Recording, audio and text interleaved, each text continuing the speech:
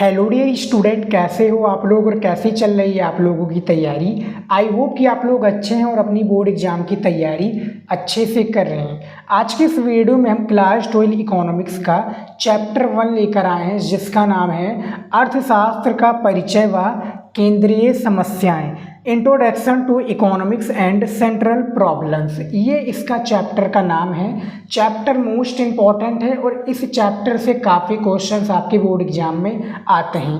पूरा अध्याय समाप्त हो जाएगा सिर्फ एक ही वीडियो में, यानी इस वीडियो को लास्ट तक जरूर देखिएगा। इसका सारा क्या है, फुल एक्सप्लेनेशन हम करने वाले हैं इस वीडियो का, जो कि आज की इस वीडियो में हम पूरा कंप्लीट आपको बताएंगे इसके इंपॉर्टेंट टॉपिक्स को जो आपके बोर्ड एग्जाम में पूछे जाते हैं। इसके सारे इंपॉर्टेंट टॉपिक्स को आज के इस वीडियो में पढ़ने वाले हैं, तो वीडियो को लास्ट तक जरूर देखिएगा। काफ़ी ज़्यादा इंपॉर्टेंट वीडियो है चैप्टर 1 का। देखिए, पूरा अध्याय सिर्फ एक ही वीडियो में है। देखिए, सबसे पहला जो चैप्टर का नाम आ जाता है अर्थशास्त्र का परिचय व केंद्रीय समस्याएं। ये व्यष्टि अर्थशास्त्र यानी खंड का से लिया गया है, तो उसी का चैप्टर है। इसमें देखिए, सबसे पहले हमें क्या आता है, अर्थशास्त्र का परिभाषा। जो स्टूडेंट लिखना चाहते हैं वो ज़रूर लिख लीजिए, क्योंकि इम्पॉर्टेंट है भैया। देखिए, अर्थशास्त्र का सबसे पहले हमें अर्थ समझना होगा, इसका परिभाषा समझना होगा कि होता क्या है। देखिए, आराम से देखिएगा वीडियो को और वीडियो को शेयर ज़रूर कर दीजिए। हम ऐसे ही इंपॉर्टेंट चैप्टर का भी लेकर आता रहूँगा और इम्पॉर्टेंट क्वेश्चन भी लाऊंगा। अर्थशास्त्र का अर्थ है, देखिए, अर्थशास्त्र वो विषय है जिसमें मनुष्य की विभिन्न आवश्यकताओं की पूर्ति के लिए मनुष्य द्वारा की गई आर्थिक क्रियाओं का अध्ययन किया जाता है। ये अर्थशास्त्र का परिभाषा है। बहुत ही सिंपल परिभाषा है कि अर्थशास्त्र वो विषय है जिसमें मनुष्य की विभिन्न आवश्यकताओं की पूर्ति के लिए मनुष्य द्वारा किए गए आर्थिक क्रियाओं का अध्ययन किया जाता है। इसी को अर्थशास्त्र कहते हैं। ये इसका अर्थ हो गया।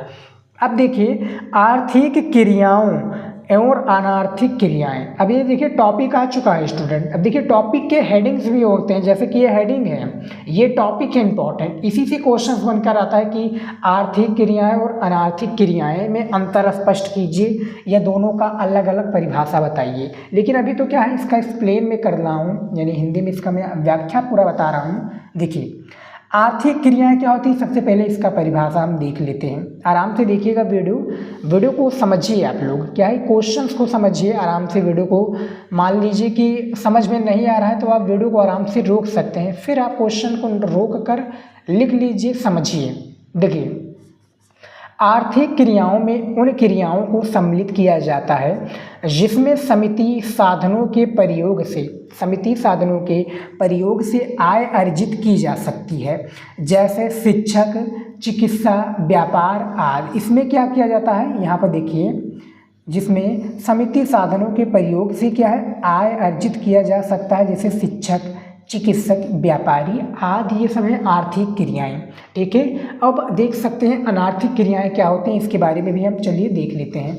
ये देखिए, अनार्थिक क्रियाएं के बारे में देखिए, ये सामाजिक, धार्मिक आदि जरूरतों की पूर्ति। जो अनार्थिक क्रियाएं हैं, ये सामाजिक, धार्मिक आदि जरूरतों की पूर्ति हेतु की जाने वाली क्रियाएं हैं। हेतु क्या कहे, की जाने वाली क्रियाएं, जैसे मंदिर जाना, दान देना आर्थिक। तो देखिए क्या है, आर्थिक क्रियाएं में आते हैं जैसे कि जो आय जिससे क्या हमें अर्जित होता है, जैसे कि शिक्षा हम यानी शिक्षा देंगे तो उससे भी हमें पैसे मिलेंगे। चिकित्सा है, हम डॉक्टर हैं, डॉक्टरी का कार्य करेंगे तो उससे भी आय अर्जित हो गया। व्यापारी हैं, व्यापारी में तो भैया पैसा ही पैसा है। अब अनार्थिक क्रिया में हो जाते हैं कि जिसमें सामाजिक, धार्मिक आदि जरूरतों की पूर्ति होती है, मंदिर जाना, दान देना आदि। ये सब क्या होता है, अनार्थिक क्रियाएं, और वो आर्थिक क्रियाएं होती हैं। तो दोनों में आपको अंतर समझ में आ गया। समझ में आ गया तो लाइक ज़रूर कीजिएगा, कमेंट करके बताइए कि कैसा ये चैप्टर आपका है। अब देखिए, अर्थशास्त्र की उत्पत्ति का मूल कारण, ये हमारा नेक्स्ट टॉपिक है कि अर्थशास्त्र की उत्पत्ति का मूल कारण क्या है। यहाँ पर समझिए, अर्थशास्त्र की उत्पत्ति का मूल कारण आर्थिक समस्याएं हैं। अब आर्थिक समस्याएं किस तरह से हैं, ये देखिए। सबसे पहला है कि पॉइंट के थ्रू समझ जाने की मैंने कोशिश की है, चयन की समस्या। क्या है, चयन की समस्या, सबसे पहला पॉइंट हो गया। दूसरा है संसाधनों की समस्या। तीसरा है व्यक्ति विशेष समस्या। चौथा है वस्तु और सेवाओं की समस्या। ये अर्थशास्त्र की उत्पत्ति का मूल कारण है जो कि समस्या के रूप में बना हुआ है। ये 4 प्रकार की समस्याएं हैं। मान लीजिए कि ये क्वेश्चन आपका बोर्ड एग्जाम में लघु उत्तरीय में पूछ लिया गया। किसमें पूछ लिया गया? लघु उत्तरीय में, जो कि 6 नंबर का एक होता है कि बताया गया कि अर्थशास्त्र की उत्पत्ति का मूल कारण लिखिए। तब आपको ये चारों के बारे में डिटेल में इसका आंसर आगे लिखना होगा कि चयन की समस्या क्या है भैया, किस चीज़ का चयन हम कर सकते हैं, इसकी समस्याएं कैसे उत्पन्न होती हैं, फिर संसाधनों की समस्या कैसे हो सकती हैं, व्यक्ति की विशेष की समस्या और वस्तु और सेवाओं की समस्या, फिर इनके बारे में आपको डिटेल में इसका आंसर देना होता। ठीक है, यहाँ पर आप समझ गए। यहाँ पर देखिए, अब अर्थशास्त्र की प्रकृति के बारे में हम जान सकते हैं। जो अर्थशास्त्र की प्रकृति है ये हमारा नेक्स्ट टॉपिक आ जाता है। अब ये टॉपिक समझिए स्टूडेंट, इसको हेडिंग मत समझिएगा। ठीक है, ये अर्थशास्त्र की प्रकृति देखिए। अर्थशास्त्र एक कला भी है। क्या है? एक कला भी है। इकोनॉमिक्स एक विज्ञान भी है। एक कला के रूप में अर्थशास्त्र हमें एक उद्देश्य की प्राप्ति हेतु एक सर्वोत्तम मार्ग का चुनाव करने में सहायता प्रदान करता है। किसका मार्ग चुनने में या चुनाव करने में किसका सर्वोत्तम मार्ग प्रदान करता है? अर्थशास्त्र हमें एक उद्देश्य करने हेतु सर्वोत्तम मार्ग का चुनाव करने में सहायता प्रदान करता है। एक कला के रूप में भी है ये, और ये एक विज्ञान भी है अर्थशास्त्र। ठीक है, तो अर्थशास्त्र किस तरह से है, इसकी प्रकृति क्या है देख सकते हैं। इसका परिभाषा आप लोग समझ सकते हैं आराम से वीडियो को रोककर।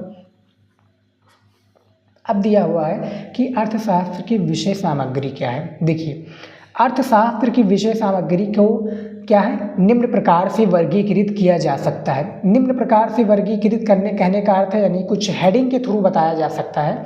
जैसा कि यहाँ पर बताया गया है व्यष्टि अर्थशास्त्र। ये देखिए, व्यष्टि अर्थशास्त्र बताया गया है। देखिए, व्यष्टि अर्थशास्त्र से आर्थिक मुद्दों का अध्ययन एक व्यक्तिगत इकाई, एक क्या है व्यक्तिगत इकाई, जैसे आपका एक व्यक्ति, एक फर्म, एक उद्योग, एक उपभोक्ता, एक वस्तु आदि के स्तर पर किया जाता है। आदि के क्या है स्तर पर ये किया जाता है, यहाँ पर देख सकते हैं। अब इसमें कुछ की पॉइंट भी ऐड हुए, जैसे कि उपभोक्ता व्यवहार का सिद्धांत।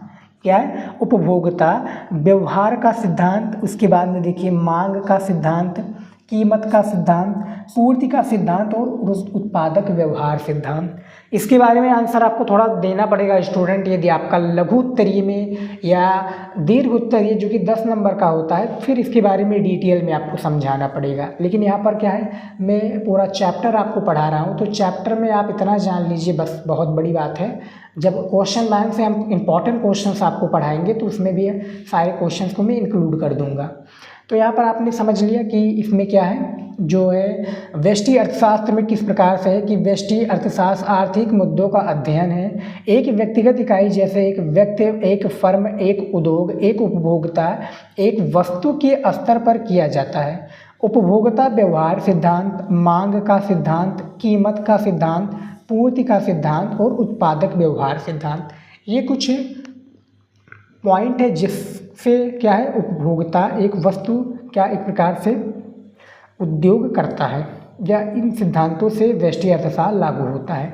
अब हम देख लेते हैं समष्टि अर्थशास्त्र। बोर्ड एग्जाम में जब क्वेश्चंस आएगा कि समष्टि अर्थशास्त्र और व्यष्टि अर्थशास्त्र पर परिभाषा लिखिए, तो उसके बारे में भी आपको बताना पड़ेगा कि भैया व्यष्टि अर्थशास्त्र क्या है और समष्टि अर्थशास्त्र क्या है। देखिए, समष्टि अर्थशास्त्र के बारे में भी इसमें चर्चा दी हुई है। समष्टि अर्थशास्त्र में आर्थिक मुद्दों का अध्ययन संपूर्ण अर्थव्यवस्था को ध्यान में रखकर, संपूर्ण अर्थव्यवस्था को क्या है ध्यान में रखकर किया जाता है। निम्नलिखित, यहाँ पर देखिए, निम्नलिखित सिद्धांतों का अध्ययन अर्थव्यवस्था में संतुलन का सिद्धांत, अर्थव्यवस्था में, यहाँ पर देखिए अर्थव्यवस्था में असंतुलन का सिद्धांत, समग्र मांग एवं समग्र पूर्ति का सिद्धांत और राष्ट्रीय आय, ये समष्टि अर्थशास्त्र के अंतर्गत आता है। समष्टि अर्थशास्त्र के अंतर्गत क्या क्या आता है यहाँ पर आप देख सकते हैं, जो कि समष्टि अर्थशास्त्र जो कि आर्थिक मुद्दों का अध्ययन संपूर्ण अर्थव्यवस्था को ध्यान में रख कर किया जाता है। निम्नलिखित सिद्धांत का अध्ययन इस तरह से है, जैसा कि व्यष्टि अर्थशास्त्र का था ना 5 प्रकार का, सेम इसी प्रकार से इसमें भी है 4 प्रकार के, जो कि समष्टि अर्थशास्त्र को व्यक्त करते हैं। समझ में आ गया। चलिए देखते हैं हमारा नेक्स्ट जो हेडिंग है, नेक्स्ट जो हमारा टॉपिक आ जाता है वो क्या है, अर्थव्यवस्था से आशय। ये भी हमारा है कि अर्थव्यवस्था से भैया आशय क्या है, व्हाट इज, देखिए व्हाट इज इकोनॉमिक्स, आशय या परिभाषा बताना है तो देखिए अर्थव्यवस्था एक ऐसी प्रणाली है जिसके द्वारा जनसाधारण को आजीविका के साधन, जनसाधन को आजीविका के साधन थोड़ा और दिखाते हुए उपलब्ध होते हैं। ये देखिए उपलब्ध होते हैं जिससे वो अपनी आवश्यकताओं की पूर्ति कर सकते हैं, जिससे वो क्या अपनी आवश्यकताओं की एक प्रकार से क्या कर सकते हैं स्टूडेंट, पूर्ति कर सकते हैं। जैसे उत्पादन हो गया, उपभोग हो गया, निवेश हो गया, विनिमय हो गया। क्या क्या हो गया, उत्पादन, उपभोग, निवेश, विनिमय। ये क्या होता है, अर्थव्यवस्था से आशय है। अर्थव्यवस्था और अर्थशास्त्र दोनों अलग अलग हैं, तो ये 4 प्रकार की पूर्ति किया जा सकता है, उत्पादन, उपभोग, निवेश, विनिमय। ठीक है, इसके बारे में भी आंसर देना होगा, क्वेश्चन वाली वीडियो में बताऊंगा। फिलहाल आप ऐसे ही समझिए कि होता क्या है। जैसे कि उत्पादन में देखिए कि उत्पादन में मैं थोड़ा समझा दूं आपको स्टूडेंट कि उत्पादन में क्या होता है। उत्पादन में कि अर्थव्यवस्था में जो इसे अर्थव्यवस्था में उत्पादन का अर्थ उपयोगिता की सृजन से है। ये एक ऐसी प्रक्रिया है जिसमें कच्ची सामग्री को वस्तुओं में परिवर्तित किया जाता है जो कि मानव की विभिन्न आवश्यकताओं की पूर्ति करने के लिए क्या है, सक्षम होती हैं। करने के लिए क्या होती है, एक प्रकार से उत्पादन सक्षम होती है। उपभोग का हम थोड़ा समझ लेते हैं कि ये एक ऐसी प्रक्रिया है जिसमें एक वस्तु या सेवा का पूर्णतया उपयोग किया जाता है अथवा किसी अन्य स्वरूप में परिवर्तित किया जाता है, अथवा कोई अन्य स्वरूप में क्या किया जाता है, यहाँ पे देखिए परिवर्तित किया जाता है, परिवर्तित किया जाता है, जो कि उपभोग को, ये उपभोग के बारे में। निवेश के बारे में थोड़ा हम जान लेते हैं। निवेश है कि ये उत्पादन का वो भाग है जिसे भविष्य में आय अर्जित करने के लिए प्रयोग में लाया जा सकता है या लाया जाता है। अब विनिर्माण के बारे में थोड़ा हम समझ लेते हैं कि विनिर्माण ये वो प्रक्रिया है जिसके द्वारा, यहाँ पर देखिए स्वामित्व क्या है, जिसके द्वारा स्वामित्व का हस्तांतरण विक्रेता से क्रेता को किसी प्रतिफल के बदले किया जाता है। किसी प्रतिफल के बदले क्या किया जाता है, ये किया जाता है विनिर्माण। तो ये चारों के बारे में बता दिया कि उत्पादन किसे कहते हैं, उपभोग किसे कहते हैं, निवेश किसे कहते हैं और विनिमय किसे कहते हैं। समझ में आ गया स्टूडेंट, ये होता है हमारा उत्पादन, उपभोग, निवेश, विनिमय। अर्थव्यवस्था के प्रकार आप समझ लेते हैं। अर्थव्यवस्था के कितने प्रकार हैं भैया, 3 प्रकार हैं। जैसा कि बोर्ड एग्जाम में जब प्रकार आप लिखिएगा तो इस तरह से लिखिएगा कि अर्थव्यवस्था के मुख्य रूप निम्न प्रकार से 3 भागों में वर्गीकृत किया गया है। तो जब इस तरह से लिखेंगे तो एग्जामिनर को समझ में आएगा। हमारा एक कॉपी वाला वीडियो जल्द ही मैं लेकर आऊँगा स्टूडेंट, आप सभी के लिए इकोनॉमिक्स की कॉपी कैसे लिखें, तो उसमें मैं पूरी जानकारी दूंगा कि कैसे आपको अर्थव्यवस्था या इकोनॉमिक्स की कॉपी लिखते हैं और कैसे क्वेश्चन का आंसर हमें प्रेजेंट करना होता है। एग्जामिनर भी देखकर भैया खुश हो जाए, ऐसे में कॉपी लिखकर दिखाऊंगा आपको। तो अर्थव्यवस्था के प्रकार 3 प्रकार हैं। बाजार अर्थव्यवस्था, दूसरा आपका है केंद्रीय यानी योजनाबद्ध अर्थव्यवस्था, तीसरा है मिश्रित अर्थव्यवस्था। ये 3 प्रकार की अर्थव्यवस्थाएं हैं। अब देखिए इनके बारे में थोड़ा थोड़ा बताना चाहूँगा ताकि आपको थोड़ा समझ में आ जाए। बाजार अर्थव्यवस्था में देखेंगे तो इसमें बाजार अर्थव्यवस्था में कि इस अर्थव्यवस्था में उपभोक्ता अपनी पसंद के अनुसार माल खरीदने के लिए स्वतंत्र होते हैं। इस अर्थव्यवस्था में सभी आर्थिक क्रियाकलापों का निर्धारण बाजार की स्थितियों के अनुसार होता है। बाजार अर्थव्यवस्था में प्रत्येक वस्तु एवं सेवा की एक तय कीमत होती है। ये बाजार अर्थव्यवस्था हो गया। केंद्रीय योजनाबद्ध अर्थव्यवस्था में देखिए थोड़ा समझिए कि इस अर्थव्यवस्था के अंतर्गत अर्थव्यवस्था के सभी महत्वपूर्ण कार्यों जैसे उत्पादन, विनिमय, उपभोग आदि की योजना सरकार या केंद्रीय संस्था द्वारा बनाई जाती है। ये केंद्रीय योजनाबद्ध हो गया। अब मिश्रित अर्थव्यवस्था के बारे में भैया आप थोड़ा जान लीजिए कि मिश्रित अर्थव्यवस्था क्या होता है। देखिए इस अर्थव्यवस्था में केंद्रीकृत एवं बाजार अर्थव्यवस्था दोनों ही विशेषताएं पाई जाती हैं। इसमें निजी एवं सार्वजनिक यानी पब्लिक क्षेत्र दोनों ही एक साथ कार्य करते हैं। सामान्य उपभोग की वस्तुएं निजी क्षेत्र के अंतर्गत क्या है, उत्पादित की जाती। इन वस्तुओं की कीमत का निर्धारण बाजार की ताकतों द्वारा किया जाता है। यानी भैया जो भी बाजार की ताकत है, जैसे कि मान लीजिए कि उनके यहाँ पर चीनी का जो है, उनकी दुकान पर चीनी का दाम क्या है, 45 रुपये किलो है, तो सभी बाज़ार में कर देंगे कि भैया 45 रुपये किलो है, हमारी दुकान पर भी 45 रुपये किलो है। तो बाज़ार की वो जो ताकतें होती हैं वो मिश्रित अर्थव्यवस्था में आ जाती हैं। तो ये अर्थव्यवस्था होता है मिश्रित का। ठीक है, अर्थव्यवस्था का प्रकार समझ में आ गया? कमेंट में ज़रूर बताइएगा। अब हमारा अगला टॉपिक आ चुका है अर्थव्यवस्था की केंद्रीय समस्याएं। अर्थव्यवस्था की केंद्रीय समस्या क्या है, इसके बारे में भी हम थोड़ा जान लेते हैं, इसके बारे में थोड़ा पढ़ लेते हैं। देखिए, अर्थव्यवस्था की केंद्रीय समस्याएं। अर्थव्यवस्था की केंद्रीय समस्याओं से आशय ऐसी समस्याओं से हैं जो प्रत्येक अर्थव्यवस्था में पाई जाती हैं। किसमें पाई जाती हैं? प्रत्येक अर्थव्यवस्था में ये पाई जाती हैं। ये आधारभूत समस्याएं निम्न हैं। ये कौन सी समस्याएं हैं? आधारभूत समस्याएं। किस प्रकार से हैं? निम्न प्रकार से हैं। देख सकते हैं क्या है, निम्न प्रकार से हैं। थोड़ा गले में प्रॉब्लम है तो प्लीज़ इसको इग्नोर कीजिएगा स्टूडेंट, आपके लिए वीडियो बनाना इंपॉर्टेंट होता है। तो ये अर्थव्यवस्थाएं की केंद्रीय समस्याएं हैं। अब इसमें क्या है, 3 प्रकार की समस्याएं आती हैं। सबसे पहला, क्या उत्पादित किया जाए। ठीक है, ये सबसे बड़ा क्वेश्चन मार्क है भैया कि क्या उत्पादित किया जाए। ये अर्थव्यवस्था की केंद्रीय समस्याएं हैं कि क्या उत्पादित किया जाए। अब उसके बाद में देखिए, कैसे उत्पादन किया जाए। भैया क्या उत्पादित किया जाए, ये तो बड़ा प्रॉब्लम है ही है। दूसरा है कैसे उत्पादन किया जाए, क्वेश्चन मार्क लगा है। उसके बाद में देखिए और भी है इसमें,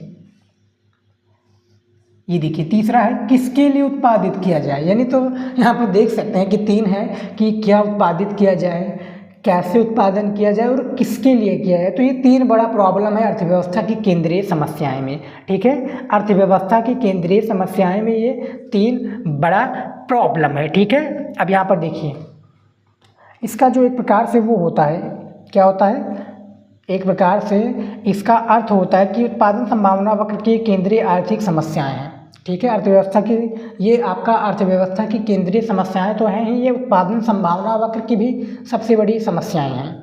तो इसके बारे में क्या है, आपको थोड़ा डिटेल में पढ़ना होगा। हालांकि मैं बताऊंगा तो वीडियो बहुत ज़्यादा लंबा हो जाएगा। ठीक है, वीडियो बहुत लंबा हो रहा है और वीडियो क्या है, आपको सुनना आता नहीं, आपको लिख कर जो दे देता हूँ वो आपको ज़्यादा समझ में आता है। तो इसके बारे में आप बुक में पढ़ लीजिएगा, नहीं तो मैंने वीडियो बनाया हुआ है, हालांकि इस पर जाकर वो ज़रूर देख लीजिएगा।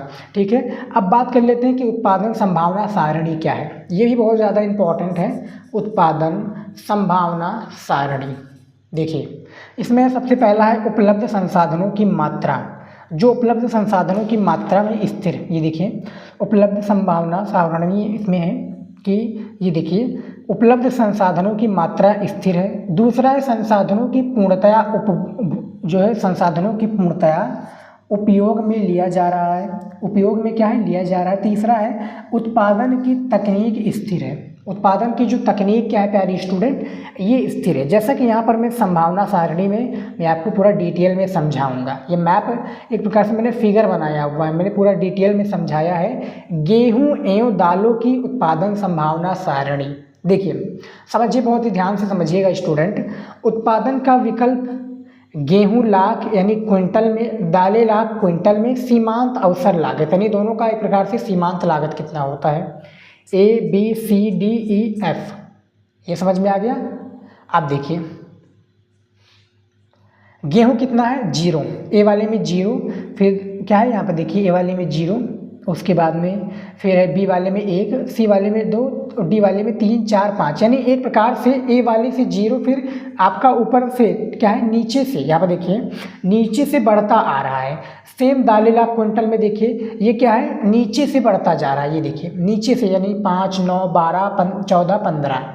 अब यहाँ पर देखिए सीमांत अवसर लागत में कि 1 बराबर 1, फिर यहाँ पर देखिए 1 बराबर 1, 2 बराबर 1, 3 बराबर 1, 4 बराबर 1, 5 बराबर 1। ये किस तरह से हुआ मैं थोड़ा आपको समझा देता हूँ। देखिए उत्पादन संभावना जो है आपका, इसमें ये आपका तो समझ में आ गया ना। तब देखिए संभावना सारणी में जो दिया हुआ है, देखिए प्रोडक्ट सबसे पहला क्या दिया हुआ है, ये देखिए ABCDEF की संभावनाओं के अनुसार उत्पादन किया जा सकता है। यदि संभावना ए का चुनाव किया जाए तो गेहूं का उत्पादन शून्य होगा। ये देखिए ए का संभावना किया जाए तो गेहूं का उत्पादन क्या होगा, शून्य होगा।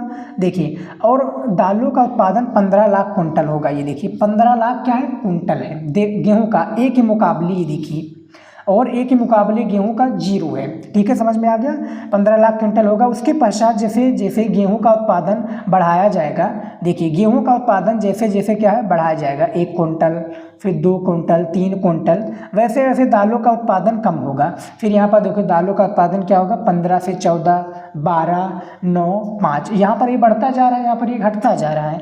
अर्थव्यवस्था अपनी आवश्यकताओं को ध्यान में रखते हुए विकल्प का चुनाव करेंगी। ठीक है, ये आवश्यकताएं अपने हिसाब से ध्यान में रख के क्या इसका चुनाव करेंगी। उत्पादन में जैसा कि यहाँ पर बताया गया है कि ए के मुकाबले जो है गेहूं का 0 है, फिर बी में 1 कुंटल, सी में 2 कुंटल, डी में 3 कुंटल, वहीं दालें में क्या है 15 कुंटल, 14, फिर वो नीचे आएगा, ये ऊपर बढ़ता जाएगा, ये नीचे आएगा, ये क्या है नीचे से ऊपर बढ़ता जाएगा, ये नीचे से ऊपर बढ़ता जाएगा। तो सेम दोनों में अलग यानी अलग डिफरेंस है। वो 15 कुंटल है तो वो 0 कुंटल है, वो 14 कुंटल 1 कुंटल। सीमांत अवसर लागत सेम उसी प्रकार से अपना एक प्रकार से वो बनाएगा, अपना ध्यान में रखते हुए आवश्यकताओं को विकल्प का सही चुनाव करेगी अर्थव्यवस्था। ये गेहूं एवं दालों का उत्पादन संभावना सारणी है। बोर्ड एग्जाम में यदि आ गया तो बनाना पड़ेगा आपको। उत्पादन संभावना सारणी बनाइए, फिर आपको बनाना पड़ेगा, इसका डिटेल में समझाना पड़ेगा जैसे मैंने आपको समझाया है। अब देखिए उत्पादन संभावना वक्र क्या है। उत्पादन संभावना वक्र क्या है इसके बारे में बात कर लेते हैं। देखिए उत्पादन संभावना वक्र एक ऐसा वक्र है जो दी गई वस्तुओं के सभी वैकल्पिक उत्पादन संभावनाओं को प्रदर्शित करता है। उत्पादन संभावनाओं को क्या करता है प्यारे विद्यार्थी, प्रदर्शित करता है। देखिए इसके बारे में भी क्या है थोड़ा फिगर बनाकर मैं लेकर आया हूँ। फिगर में आपको समझाना पड़ेगा, यदि बोर्ड एग्जाम में आ गया तो फिगर के रूप में भी आपको पूरा डिटेल में आंसर देना पड़ेगा। ये देखिए ये फिगर है, यहाँ पर देखिए दालें लाख कुंटल में है। जैसा कि मैंने वो फिगर में समझाया था, सारणी था, वो क्या था, सारणी था। ये एक प्रकार से आपका प्रोडक्ट, यहाँ पर देखिए प्रोडक्शन पॉसिबिलिटी कर्व, उत्पादन संभावना वक्र। ये दालें लाख कुंटल में है। ये देखिए गेहूँ लाख कुंटल में x, देखिए 0 यहाँ पर है गेहूँ में, दालें लाख कुंटल वहाँ पर है। संसाधनों का शून्य उपयोग, ये देखिए ABCDEF, आर्थिक समृद्धि संसाधनों का उच्चतम उपयोग। अब देखिए गेहूँ लाख, देखिए गेहूँ क्या है 0 से है, तो 0 से क्या है इधर बढ़ता जाएगा, दालें लाख कुंटल से क्या है इधर क्या है बढ़ता जाएगा। ठीक है, तो दोनों का अलग अलग अपोजिट अर्थ है। ए यहाँ पर देख सकते हैं, ए यहाँ पर 0 होगा, बी यहाँ पर देखिए जैसे कि बी यहाँ पर दिया हुआ था कि बी का 1 लाख कुंटल हो जाएगा, यहाँ पर 1 हो जाएगा। सी का हो जाएगा आपका क्या हो जाएगा 2 हो जाएगा, फिर आपका डी का 3 हो जाएगा, ई का 4 हो जाएगा। उसी प्रकार से यहाँ पर जैसे दाल है 15 कुंटल, फिर हो जाएगा 14 कुंटल, यहाँ पर ऐसे क्या है बढ़ता जाएगा घटता जाएगा। सेम वही प्रक्रिया है, दोनों में समझाया गया संभावना वक्र सारणी, और इसको भी आपको जो समझाना पड़ेगा ये फिगर के माध्यम से। ठीक है, ये संसाधनों का उच्चतम उपयोग है, इसको फिगर को आप देख लीजिए। इसी तरीके से यदि आ गया बोर्ड एग्जाम में फिर आपको समझाना पड़ेगा। ठीक है, देख लीजिए। अब देख सकते हैं अवसर लागत। अवसर लागत क्या है, अवसर लागत से अभिप्राय, अवसर लागत से अभिप्राय एक अवसर को पाने हेतु जो दूसरा सबसे अच्छा अवसर छोड़ दिया गया है उस अवसर की लागत से है। जैसे जैसे कुल लागत, कुल लागत में क्या आ जाता है आपका, देखिए स्टूडेंट, कुल लागत अवसर में, कुल लागत अवसर में या कुल लागत में क्या होता है, जैसे कि इसमें इसका अभिप्राय उत्पादन की कुल हानि से है। जब उपस्थित संसाधनों को अवसर 1 से अवसर 2 में स्थानांतरित किया जाता है, कुल अवसर लागत अनुपात नहीं है। ये सभी इकाइयाँ के उत्पादन की लागत को प्रकट करता है। ये कुल लागत हो गया। सीमांत लागत क्या हो गया, ये देखिए सीमांत लागत किसे कहते हैं। देखिए सीमांत अवसर लागत वो दर है जिसके अंतर्गत एक उत्पाद की मात्रा में कमी करके दूसरे उत्पाद की मात्रा में बढ़ाई जाती है। इससे सीमांत उत्पादन संभावना तथा रूपांतरण की सीमांत दर भी कहा जाता है। ठीक है, ये सीमांत अवसर लागत हो गया, यानी इसके बारे में डिटेल में इसका आंसर हमें देना होगा जब आ गया दीर्घ उत्तरीय में क्वेश्चन। या विस्तृत उत्तरीय में आ गया कि 10 नंबर का जब एक क्वेश्चन होता है तब अवसर लागत के बारे में आपको डीपली समझाना पड़ेगा। फिर आ गया हमारा तीसरा कि सीमांत अवसर लागत एवं उत्पादन संभावना वक्र का स्वरूप क्या है, इसके बारे में बताइए। फिगर के माध्यम से ये वाला समझाना पड़ेगा, ये वाला फिगर रहेगा आपको, ठीक है, समझाना पड़ेगा। लास्ट में बचता है उत्पादन संभावना वक्र में घिसकाव। घिसकाव किस तरह से भैया, फिगर के माध्यम से समझाइए, फिगर वाला समझाएंगे तो ज़्यादा बेहतर रहेगा और फिगर वाले से ज़्यादा समझ में आता है, ठीक है। तो यहाँ पर देख सकते हैं स्टूडेंट, जो हमारा चैप्टर 1 था, हमने चैप्टर 1 के बारे में थोड़ा डिटेल में समझाया है। हालांकि ज़्यादा क्या एक प्रकार से मैंने डीपली नहीं गया है, काफ़ी सारे टॉपिक छूट चुके हैं, लेकिन इस वीडियो में इतना ही था। मैं इंपॉर्टेंट क्वेश्चंस आप सभी के लिए लेकर आता हूँ। चैप्टर का टाइम जा चुका है, लेकिन मैं कुछ चैप्टर का वीडियोज़ बना दूँगा, जैसे चैप्टर 1 हो गया, चैप्टर 2, चैप्टर 3, कुछ ऐसे ही वीडियोज़ में शायद लाता रहूँगा।